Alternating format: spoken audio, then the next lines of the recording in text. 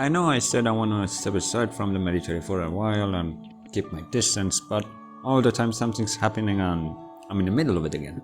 So recently, Ukraine army pushed back Russians from north of Dnieper River. Well, first of all, congratulations to Ukrainian army and Ukrainian people for this massive victory. And second, in this podcast I want to talk to you about why Russia failed in this war and why they doomed themselves with starting this war from the first place. So for the start, I want to take you back before the start of the war.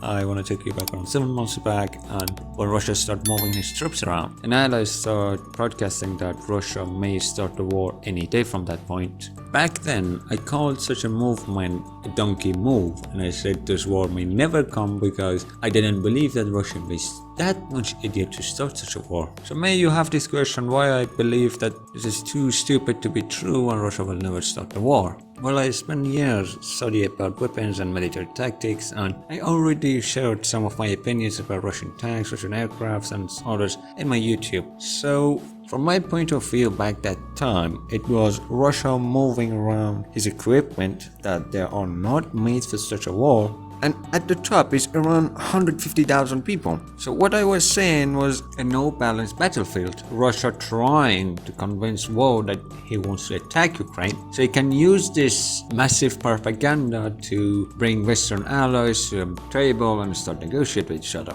Basically whatever happened to, the Cuba crisis or Chenko Charlie crisis, some Soviet type scenario that they did a lot during Cold War. But instead of that, Russia just launched the attack and they started invading Ukraine, and I was like, okay, what just happened? And well, after that, Russia used the element of surprise because of the start of the war and managed to capture some zones from the Ukrainians. But as we go forward, Ukrainian army reorganized itself, and that plan that Russian had for that invasion completely failed.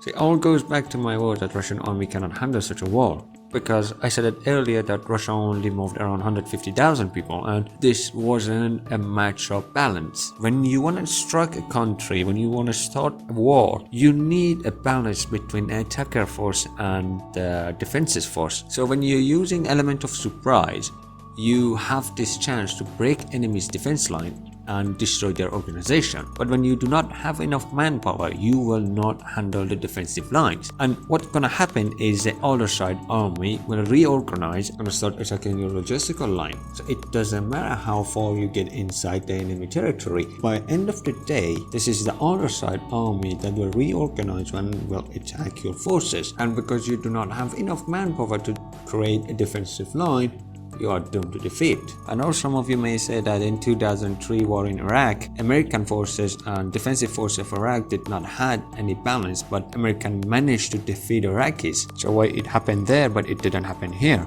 Well, the answer is there is two different between these two conflicts. One, Iraq was not dealing with any type of civil war, but from the other hand, Ukraine dealing with the civil war since 2014. And when your country dealing with a civil war, you have to make sure about the organization of your army stays loyal. And this is what happened in Ukraine. Ukrainians know their army is loyal, and whatever happened in this country, they managed to bring back organization and fought back. And second, Americans and allies had complete air domination over Iraq. The Iraq Air Force and Iraq Air Defense completely fell down in the first hours of the war. This is something that didn't happen in Ukraine. And the reason behind it is that Russian Air Force wasn't ready for such a war at all. Russian Air Force did not have enough EW recon aircrafts that can find place of enemy air defenses. Or none of Russian multi-role fighters are equipped with the air-to-ground targeting pods that can help them to find targets and engage with targets using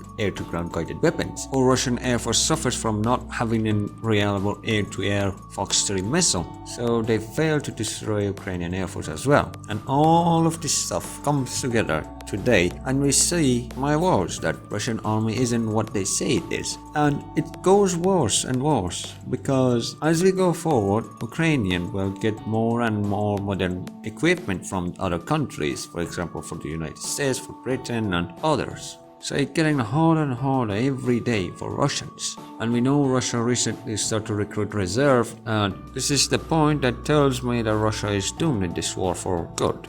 Because when Russia now understand that they do not have a balanced manpower in the line, they start recruit the reserve.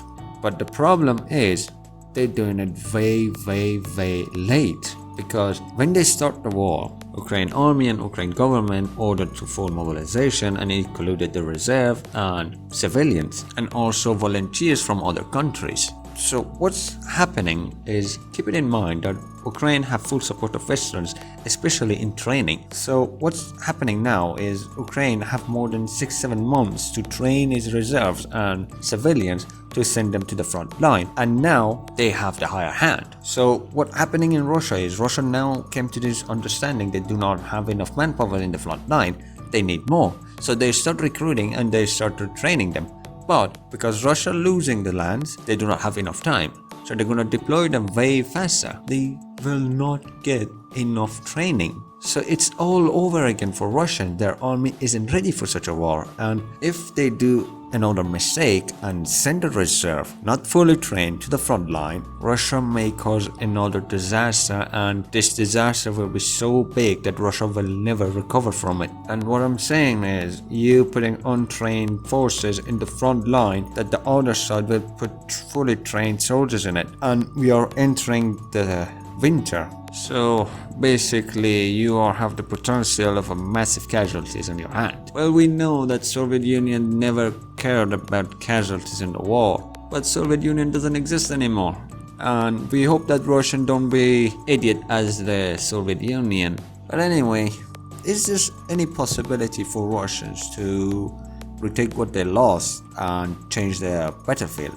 Well, yes, there is a way. That way is that Russia gain air superiority over Ukraine.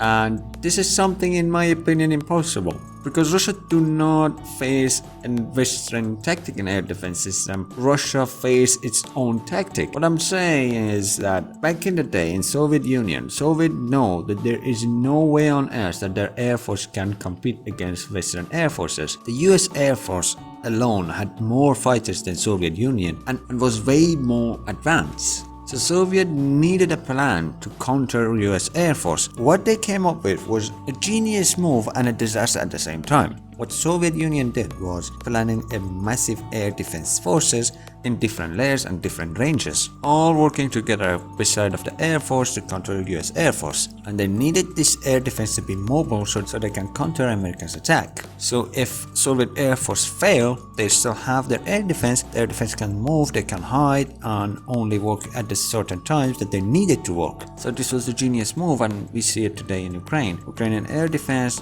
activates in the certain time, engage, and goes hide again. And that's how Ukrainian air defense survived from this long time against Russian Air Force that's desperately trying to destroy the Ukrainian air defense. And this air defense certainly bought enough time for the Ukraine so they can go and ask modern air defenses from the Western allies. Well, the disaster side was the Soviet Union completely forgot about IFF systems. So when you want to use this air defense system in a complete network, you have a lot of problems to do it. So because you do not have IFF, you have to ask the high command for any target in your radar for identity, so you can avoid any possible friendly fire situation. But what if Russia asks for foreign fighters from other countries, for example for Syria or Belarus? Well, in theory, Russia can do such a thing, but for these countries there is a catch.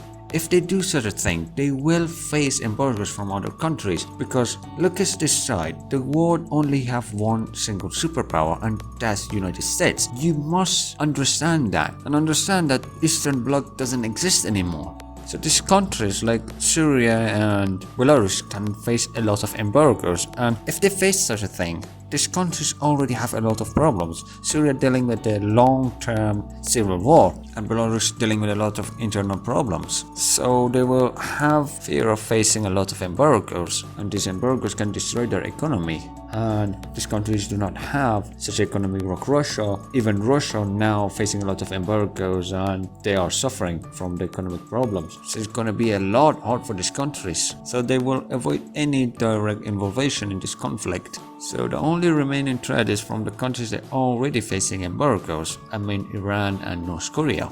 But for the Iran and North Korea, there is no a bigger picture for joining such a war.